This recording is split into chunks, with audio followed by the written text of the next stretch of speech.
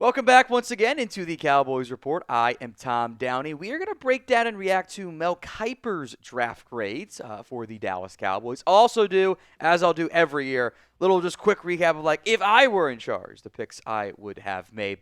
We will have a bunch more Cowboys YouTube videos. We're not going anywhere just because the draft is over. So make sure you have your notifications turned on.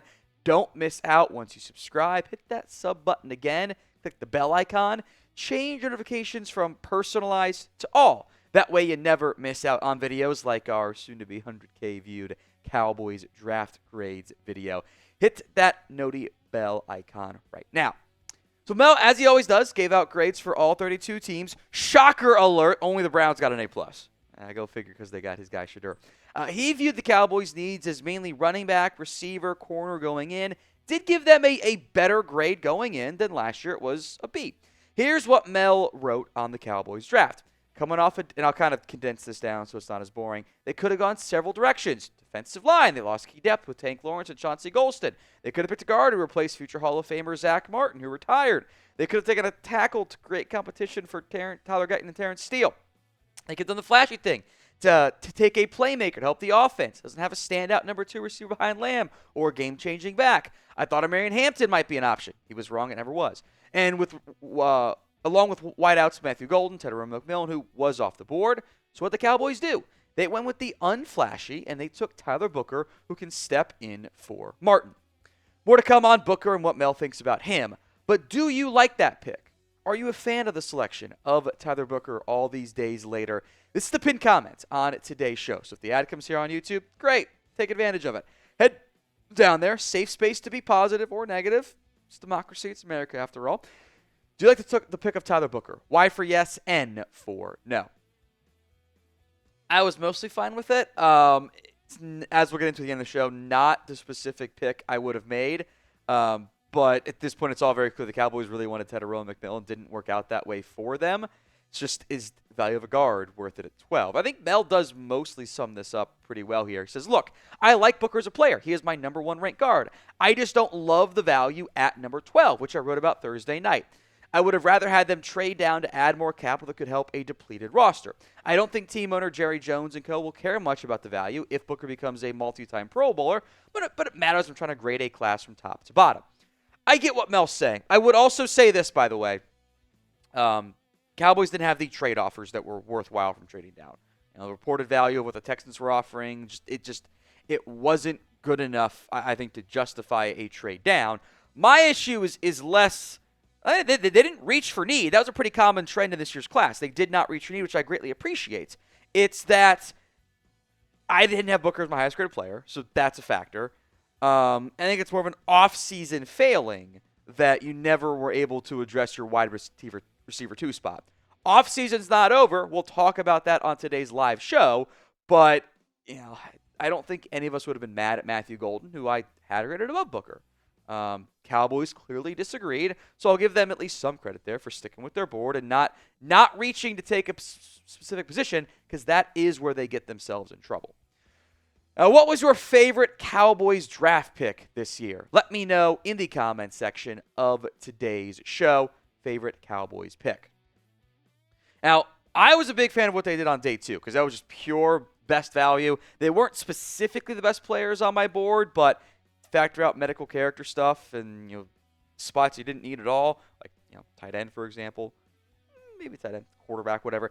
Ezraku, Savone, Revel were 2 of my best players. I like those picks a lot. It's been a long time since they took the best player or like a top 3 guy left on my board, and that's what they did. Mel agrees, says, I like what the Cowboys did on day 2, adding edge rusher Donovan Ezraku and quarterback Savone Revel Jr., both of whom could have landed in the first round if everything had broken right or, not torn in Savone's case. They have plenty of potential to be early starters for a Dallas defense undergoing a ton of turnover. Ezraku could help fans forget about Lawrence, whose time with the team ended unceremoniously. For me, Ezraku was a top 30 player in the class. He was only 4 back of where I had Tyler Booker graded. He was 20th overall on my board, number 6 edge. Will Johnson, Mike Green were graded ahead, but medical character dropped him down there. Savone Revel, the number 38 player on my board. Only a safety was ahead of him when the Cowboys made that pick. I think this felt like the Blue Star special for Dallas, but it was in the third round. I would have been fully on board taking him in the second. I would have had no complaints about that pick. I would have said, sweet, you're getting a potential long-term starter for you, and you got him in the third. That's a win for me. I want to mention Jaydon Blue here specifically. Then we'll come back to some of the other day 3 picks here. But Jaydon Blue was the pick in round 5, 149. If you watched our live show, I made the point. I got like 5 backs or like 6 backs that were ahead of where the Cowboys were picking at 149, and Jaydon Blue was one of them. Here's what Mel said on that. On day 3, the Cowboys finally snagged a running back, but I had others written over Jaydon Blue. Damian Martinez, Devin Neal, DJ Giddens were all higher in my rankings. Dallas also traded up for Blue, eating into its draft capital. Fact check, no they didn't. Cowboys did not trade up for Jaydon Blue. They traded up for Shamar James, 2 picks later. So I do want to acknowledge that they did not trade up for Jaydon Blue. I had Martinez ahead. The Cowboys brought him in for a Dallas Day visit, didn't draft him. Wonder if that visit didn't go very well. I had Giddens ahead of him too, but I think Blue is, for me, have been hammering. You need big plays. Jaydon Blue brings that. And those guys weren't ahead by a lot in the end. So I do like that pick quite a bit for Jaydon Blue. And for the Cowboys. Big play threat at running back. I thought that was another very good pick by the Cowboys. Now, the 2025 Cowboys NFL Draft Gear is available. Go to chatsports.com/Cowboys Draft. That link will be in the comments section and the description of today's show. Chatsports.com/Cowboys Draft. There'll be a clickable link over there in the corner. By the way, if you go there, you will also see Tyler Booker jerseys, and hopefully in the near future, other rookie jerseys as well, once those begin to kind of get circulated and set up there. So go to chatsports.com/Cowboys Draft to get your Cowboys draft gear or jersey today. On the other, some notable day 3 picks that Mel stuffed for him. He said, drafted another running back, Phil Maffa, adding to a crowded depth chart. I like the competition, though. Jay Toiea is a big run-stopping nose tackle who can plug the holes on defense.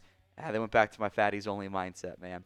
There was I think 1 or 2 defensive tackles I had graded ahead of Toiea, but not by a lot. And he was, again, 192, goes at 272. I had a 6th-round grade on him. You get him in the 5th, or I have a 5th-round grade on him. Yeah, I'll double-check that. It doesn't really matter. Either way, you're getting a good football player. I would partially dispute this. 5th, 6th on Toiea, by the way. 5th, this is not really a crowded depth chart with Phil Maffa. It's crowded in the sense that, there's 5 guys, 6 guys that can make the roster, but it's not like it's a stacked group. I was not as high on Maffa as what the Cowboys have, but I also had a 7th-round grade, and he goes in the 7th, so potato, it's also a 7th-rounder. I'll never give it lower than a C. I had this graded as a B+. Mel had it as a B. His final thoughts were this. Overall, this is a solid, if unspectacular, haul. I think we all would have given it an A if they'd been able to find Tedero McMillan somehow in the first. Just didn't materialize that way in the end. So I'll go kind of like what I would have done with this class here in just a second. But I want to hear from you guys. Grade the Cowboys 2025 NFL Draft Class. A, B, C, D, or F in the comment section of today's show. Go ahead and sound off and be honest right now. I want to keep doing this every single year. I think it's good for credibility, and then you guys can always dunk on me later if you want to. It's fine. What I would have done had I ran this NFL draft. Everyone wanted Tedero McMillan. Me, the Cowboys, not everyone but you, but a lot of you I know wanted there. The highest graded player left on my board at that time was Tyler Warren. So if I had just stuck with my board like Dallas did, I would have taken the Penn State tight end. Luxury pick. Maybe you didn't need it. So I get the concerns there. The board's not all the way anybody wanted it to. If it hadn't been that, I would have looked at a Luther Burden, who I'm super high on. Matthew Golden would have been fine too. Anyone kind of in that tier is what I would have done. Now, I would have taken Donovan Ezeraku at 44 if I had flunked Will Johnson's medicals. The medicals did not come back good on Will Johnson from what I've heard. Had the medicals passed, it would have been Johnson for me, so I do want to acknowledge that as here's the thing I would have done instead. And again, Savone Revel in that case also works out really well. Now, if I'd taken Will Johnson at 44, I'm not going to take Revel at 76. Xavier Watts would have been the next highest graded player. So I am kind of doing some cheating here and mentioning other routes I would have gone, but this tough part is we don't get access to the medicals. You only hear stuff. Marcus Bowe would have been my pick at round 5, 152. Torrey Horton would have been a close second, by the way. Cam Williams, then, I would have taken round 6, 204. I think the medicals were a problem there, too, but for me, the value is too good in general. Had I not taken Donovan Ezeraku earlier, that's where I would have taken Antoine Powell-Ryland, by the way. Damian Martinez would have been my running back pick in the 7th. Taking Kobe Bryant at 239. It's a bit of a surprise, undrafted free agent there. Cam Horsley also went undrafted. He was, this far ahead, a half-round grade and 15 picks or something on the board, so over Jay Toliea. So again, there's very, very minimal differences there with how I had them all graded out. So not that different from what the Cowboys ended up doing, which has been a departure from what it's been like the last 2 years. So maybe that's a good thing for the Dallas Cowboys.